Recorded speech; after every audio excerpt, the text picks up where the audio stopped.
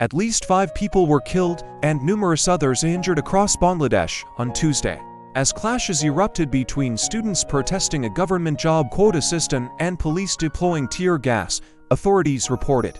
The protests, drawing tens of thousands of students nationwide for a second consecutive day, began after more than 100 people were injured on Monday in demonstrations that disrupted major highways and railways.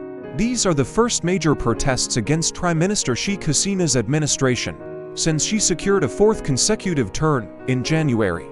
Demonstrators are protesting against public sector job quotas, including a contentious 30% quota for descendants of freedom fighters from the 1971 War of Independence. Amidst high levels of youth unemployment, riot police were dispatched to university campuses across the country to control the disturbances.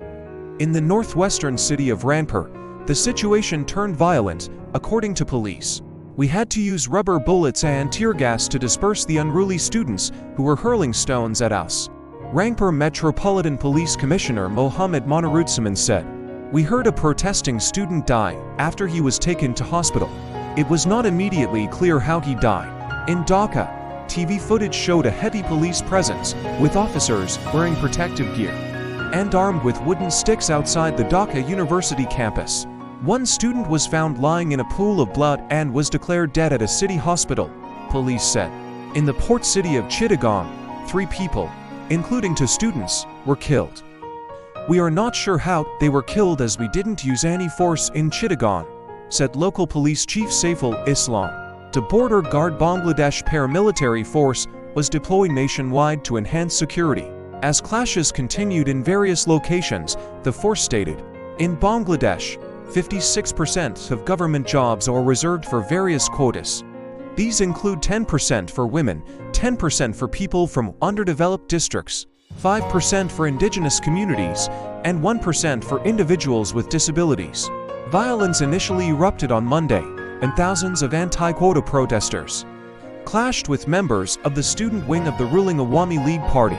Protesters have vowed to continue their marches and rallies nationwide until their demands are met, said Nahid Islam, the coordinator of the anti-quota protests.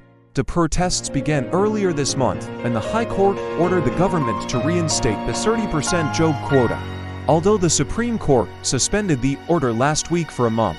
Protests have continued and intensified after Prime Minister Hasina refused to meet the students' demands, citing ongoing court proceedings.